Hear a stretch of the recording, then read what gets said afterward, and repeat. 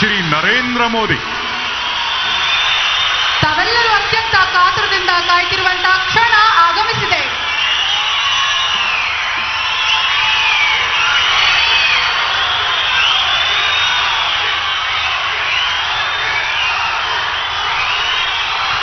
भारत माता की, भारत माता की. ಕರ್ನಾಟಕದ ಸಮಸ್ತ ಜನತೆಗೆ ನನ್ನ ಕೋಟಿ ಕೋಟಿ ನಮಸ್ಕಾರಗಳು.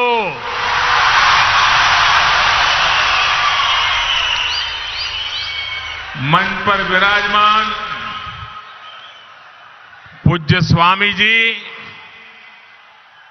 कर्नाटका के गवर्नर श्री थावरचंद गहलोत जी, यहां के लोकप्रिय मुख्यमंत्री श्री बसवराज बोम्मई जी, पूर्व मुख्यमंत्री श्रीमान येदियुरप्पा जी,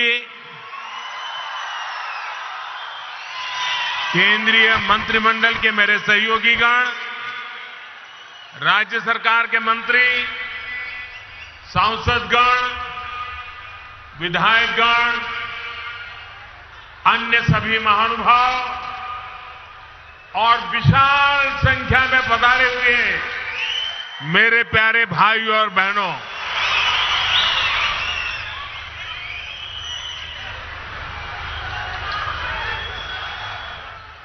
ये मेरा सौभाग्य है कि आज मुझे बेंगलुरु में एक बहुत विशेष दिन पर आने का अवसर मिला है. आज कर्नाटका की, देश की दो महान संतानों की जन्म जयंती है. संत कनकदास जी ने हमारे समाज को मार्गदर्शन दिया, तो उनके ओवावाज ने हमारे गौरव, हमारी संस्कृति की सुरक्षा के लिए योगदान किया. मैं इन दोनों विभूतियों को पुनः एक बार नमन करता हूं. साथियों, आज इन महान विभूतियों को सम्मान देते हुए हम बेंगलुरु के कर्नाटका के विकास और विरासत दोनों को सशक्त कर रहे हैं. आज कर्नाटका को पहली made in India Vande Bharat train मिली. ये ट्रेन चेन्नई, देश की स्टार्टअप कैपिटल बेंगलुरु और धरोहरों के शहर मैसूरू को आपस में जोड़ती है. कर्नाटका के लोगों को अयोध्या, प्रयागराज और काशी के दर्शन कराने वाली भारत गौरव काशी दर्शन ट्रेन, इसकी भी आज शुरुआत हुई है. आज केम्पेगौड़ा इंटरनेशनल एयरपोर्ट के दूसरे टर्मिनल का भी उद्घाटन हुआ है. मैंने सोशल मीडिया पर एयरपोर्ट के नए टर्मिनल की कुछ तस्वीरें पोस्ट की थी और आज वहां जाकर लगा कि नया टर्मिनल तस्वीरों में जितना सुंदर दिख रहा है उससे भी ज्यादा भव्य है, आधुनिक है. ये बेंगलुरु के लोगों की बहुत पुरानी मांग थी, जो अब हमारी सरकार पूरा कर रही है. साथियों, मुझे नाड़ प्रभु केम्पे गौड़ा जी की 108 फीट की प्रतिमा के अनावरण और उनके जलाभिषेक का भी अवसर मिला।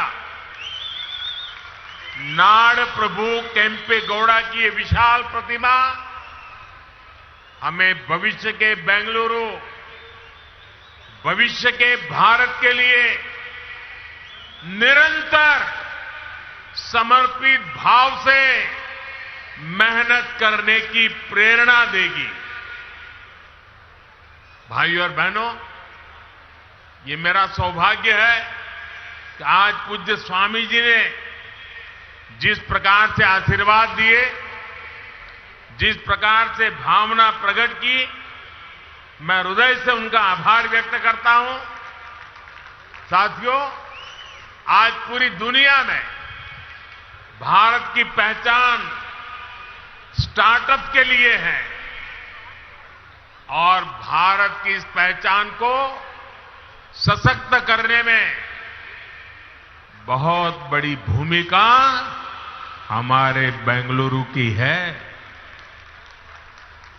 स्टार्टअप सिर्फ एक कंपनी भर नहीं होता। स्टार्टअप एक जज्बा होता है, कुछ नया करने का जज्बा, कुछ हटकर के सोचने का जज्बा। स्टार्टअप एक विश्वास होता है हर उस चुनौती के समाधान का जो देश के सामने है। इसलिए बेंगलुरु एक स्टार्टअप स्पिरिट का प्रतिनिधित्व करता है। यही स्टार्टअप स्पिरिट आज दुनिया में भारत को एक अलग लीग में खड़ा करती है। भाइयों और बहनों, आज यहां जो कार्यक्रम हो रहा है, ये भी बेंगलुरु की इसी युवा स्पिरिट का प्रतिबिंब है। आज शुरू हुई वंदे भारत एक्सप्रेस भी सिर्फ एक नई ट्रेन नहीं है, बल्कि ये नए भारत की नई पहचान है। 21वीं सदी में भारत की रेलवे कैसी होगी, ये उसकी झलक है। वंदे भारत एक्सप्रेस इस बात का प्रतीक है कि भारत अब रुक रुक चलने वाले दिनों को पीछे छोड़ चुका है। भारत अब तेज दौड़ना चाहता है और इसके लिए हर संभव प्रयास कर रहा है। साथियों, आने वाले 8-10 सालों में हम भारतीय रेल के कायाकल्प का लक्ष्य लेकर चल रहे हैं। 400 से ज्यादा नई वंदे भारत ट्रेनें, विस्टाडोम कोचेज भारतीय रेल की नई पहचान बनने वाले हैं। मालगाड़ियों के लिए डेडिकेटेड फ्रेट कॉरिडोर, ट्रांसपोर्टेशन की गति बढ़ाएंगे और समय भी बचाएंगे।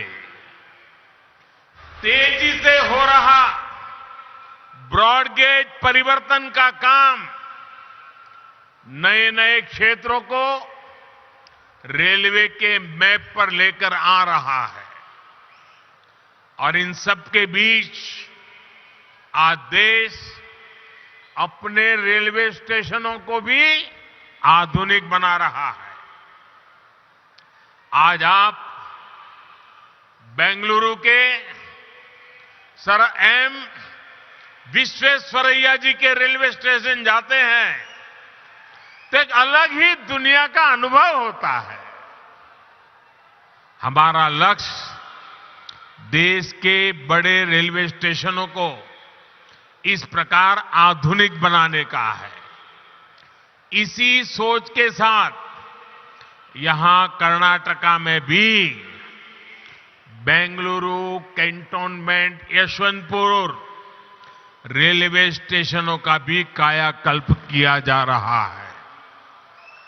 साथियों, विकसित भारत के निर्माण में हमारे शहरों के बीच कनेक्टिविटी की भी बड़ी भूमिका होगी।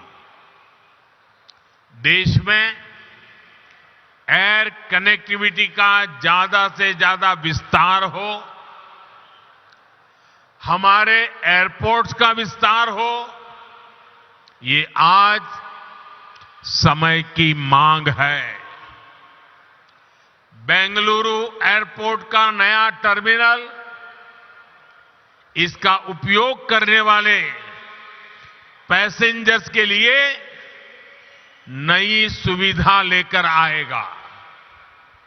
आज भारत दुनिया में एयर ट्रैवल के सबसे तेजी से बढ़ने वाले मार्केट में से एक है। जिस तरह देश आगे बढ़ रहा है, उसी तरह एयरपोर्ट्स पर पैसेंजर्स की संख्या भी बढ़ रही है। इसलिए हमारी सरकार देश में नए एयरपोर्ट्स का भी निर्माण करा रही है। 2014 से पहले देश में 70 के आसपास एयरपोर्ट थे, 70। अब इनकी संख्या 140 से ज्यादा हो गई है, डबल। बढ़ते हुए ये एयरपोर्ट्स हमारे शहरों का बिजनेस पोटेंशियल बढ़ा रहे हैं, नौजवानों के लिए नए अवसर भी बना रहे हैं। साथियों, आज पूरी दुनिया में भारत में निवेश के लिए जो अभूतपूर्व विश्वास बना है, उसका बहुत बड़ा लाभ कर्नाटका को भी मिल रहा है। आप कल्पना कीजिए, बीते 3 वर्ष जब पूरी दुनिया कोविड से प्रभावित रही, तब कर्नाटका में लगभग 4 लाख करोड़ रुपए का निवेश हुआ। पिछले वर्ष एफडीआई को आकर्षित करने में कर्नाटका देश में अग्रणी रहा है। और ये जो निवेश हो रहा है, ये सिर्फ आईटी सेक्टर तक सीमित नहीं है, बल्कि बायोटेक्नोलॉजी से लेकर डिफेंस मैन्युफैक्चरिंग तक हर सेक्टर का यहां विस्तार हो रहा है। देश में एयरक्राफ्ट और स्पेसक्राफ्ट इंडस्ट्री में 25% हिस्सेदारी ये हमारे कर्नाटका की है। देश की सेना के लिए जो एयर